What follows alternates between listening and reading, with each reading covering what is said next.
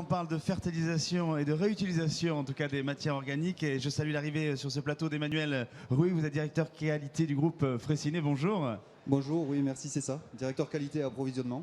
Il faut que vous précisiez à nos téléspectateurs ce que vous faites en fait, parce que le Oui. groupe Fraissinet, ça ne parle pas aux téléspectateurs. Pardonnez Voilà. ce retard déjà. Pas de souci, vous inquiétez pas. Du transport parisien. Et- Mais voilà, je voudrais préciser que Fraissinet est un fabricant de fertilisants organiques.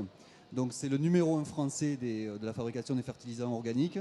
Ce sont des engrais naturels fabriqués à partir de sous-produits issus de l'agriculture, ou de sous-produits végétaux ou animaux issus de l'agriculture ou de l'industrie agroalimentaire. Ça veut dire que avec, par exemple, les matières organiques produites sur l'exploitation comme celle de Thierry Lambert qui est sur notre plateau, vous recréez Oui, des effectivement. fertilisants, c'est Alors ça? la différence entre les produits des éleveurs en fait, et nos produits, c'est que nous les incorporons dans notre process, nous effectuons un compostage des recettes finalement, et nous transformons ces produits bruts en produits élaborés. Donc effectivement, nous apportons une valeur ajoutée à ces produits parce que les formes azotées changent et de ce fait, les formes azotées ont des libérations progressives dans le sol et peuvent ainsi régénérer le niveau de matière organique dans les sols et aussi stimuler l'activité biologique des sols. Hein, ça, c'est important. Elle change en fonction des cultures ou elle change en fonction des terroirs et des territoires? Effectivement, c'est important. Pour les cultures, les marchés spécialisés, donc les cultures Ouais, pérennes essentiellement, ouais, la ouais, viticulture, l'arboriculture, toutes ces cultures qui ont besoin d'un sol vivant, avec une activité biologique développée. Et donc il est important d'introduire des matières humifères, c'est-à-dire humigènes, qui sont précurseurs d'humus, D'accord. ce que les produits bruts n'apportent pas nécessairement en l'état. Donc il y a un processus de transformation qui se fait lors du compostage, que l'on réalise sur nos installations, selon des réglementations européennes assez lourdes, il faut le dire, parce qu'on introduit des sous-produits animaux. Les déjections animales porcines ou bovines sont des sous-produits animaux et sont régies à une réglementation assez sévère au niveau de l'Europe.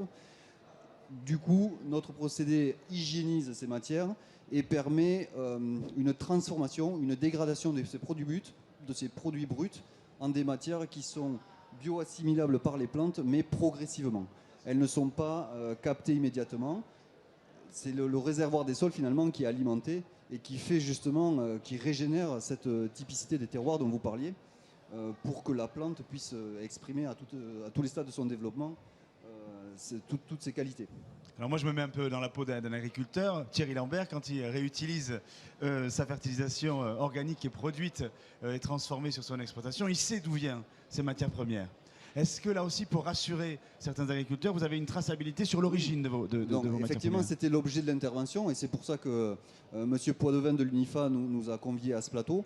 Parce que, effectivement, tous les fabricants de fertilisants organiques qui sont adhérents de l'UNIFA ont signé une charte qui engage les fabricants à respecter un cahier des charges et à garantir un niveau d'innocuité dans les matières qu'ils utilisent pour fabriquer leur engrais.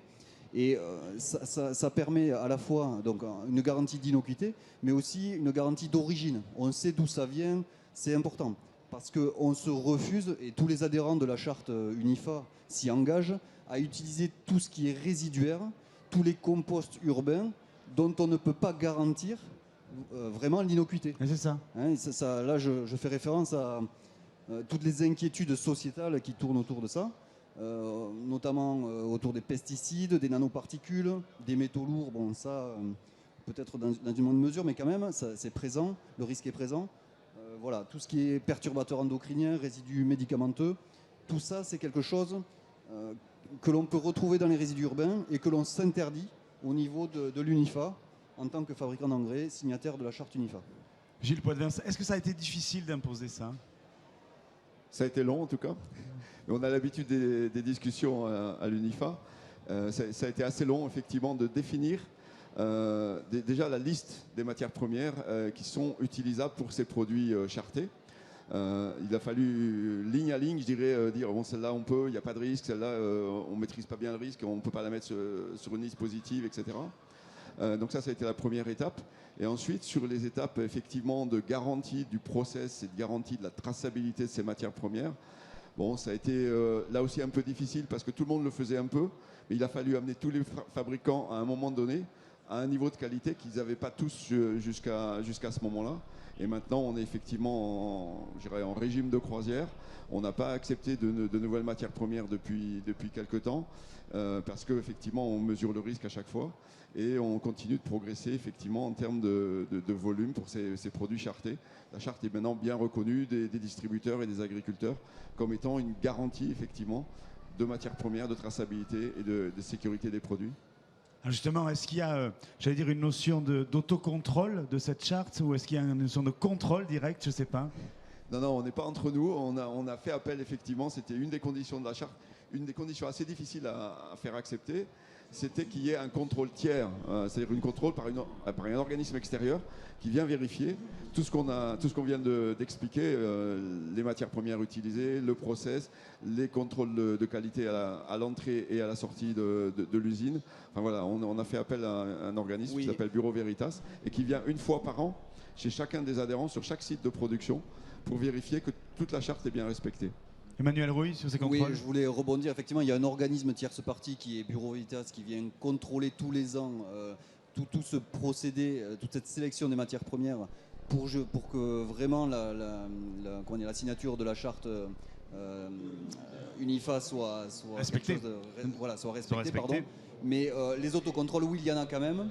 Nous-mêmes, nous avons un laboratoire intégré, un centre de recherche, avec une équipe de 7 personnes qui pratiquent des analyses systématiques, je dis bien systématiques, à chaque camion qui rentre, avec des technologies assez récentes de spectrophotométrie, c'est du proche infrarouge, où on peut avoir en quelques minutes un profil agronomique des camions qui rentrent et donc définir la qualité des produits entrants. Ça, oui.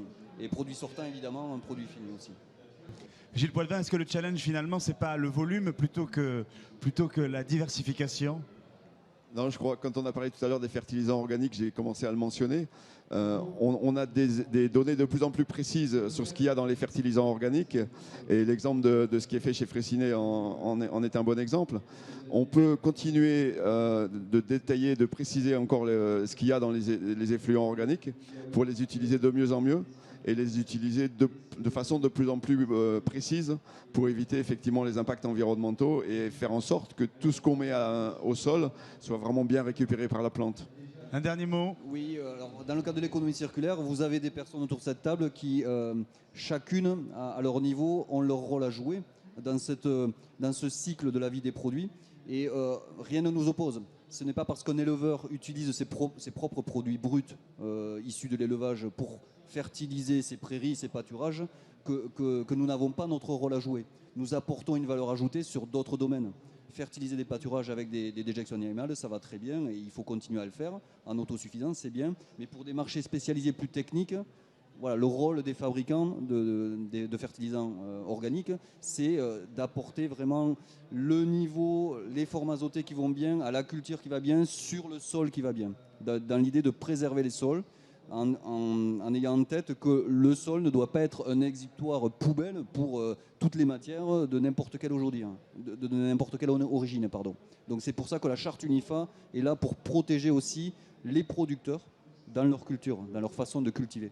C'est très important ça. Préserver les producteurs, préserver l'environnement et préserver leur outil de travail parce que là aussi on est dans un environnement qui doit être durable. Merci messieurs d'avoir participé à cette émission. Merci. Et nous on se Merci retrouve très très vite sur le plateau de Campagne TV ici en plein cœur du salon. Mais d'ici là vous le savez, cultivez votre jardin. Au revoir.